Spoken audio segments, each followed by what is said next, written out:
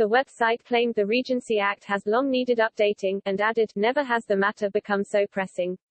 This follows the news that the Duke of Sussex, 36, will release an explosive memoir detailing the highs and lows of being a member of the royal family.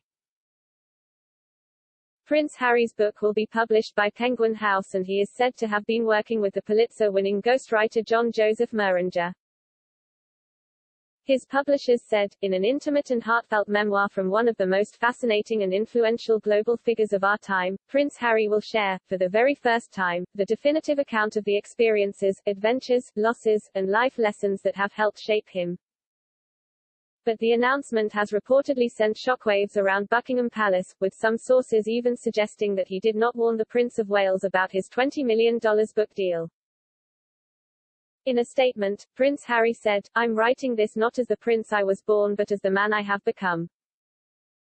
Royal Central, the world's leading news site reporting on the British royals, added, ignoring all the hot air and drama Prince Harry has a habit of creating, there are important constitutional matters that need addressing sooner rather than later. It continued by highlighting the two ways someone else can rule Britain on behalf of the monarch. The first follows the monarch being deemed unable to rule. This was most infamously enacted during the early 19th century when George III was declared incapable of ruling because of his mental capacity in 1811. As such, his son, George Prince Regent, ruled on behalf of George III until he died in 1820. In this situation, the crown would be passed down to Prince Charles. The second situation arises when the monarch is under the age of 18.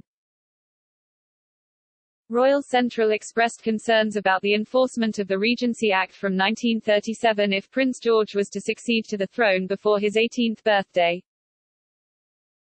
If he found himself on the throne, George, who turns 8 on Thursday, would be ineligible to rule without a regent until July 22 in 2034.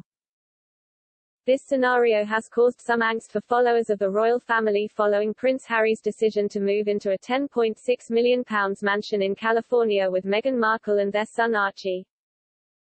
The 1937 Regency Act, introduced over concerns that Elizabeth was heir presumptive when she was just 10 years old, currently sets out the provisions for a would-be regent. Section 1 tackles what to do if the monarch is younger than 18. Subsection 1 reads, if the sovereign is, at his accession, under the age of 18 years, then, until he attains that age, the royal functions shall be performed in the name and on behalf of the sovereign by a regent. The Act defines the regent as the next person in the line of succession who is over the age of 21, capable of succeeding to the crown under the Act of Settlement from 1701 and importantly a British subject who is domiciled in some part of the United Kingdom. Throughout British history, there have been fears that the monarch will succeed to the throne before their 18th birthday. These fears were narrowly missed in 1837 when Victoria became queen. She ascended to the throne on June 20, 1837, just 27 days after she turned 18.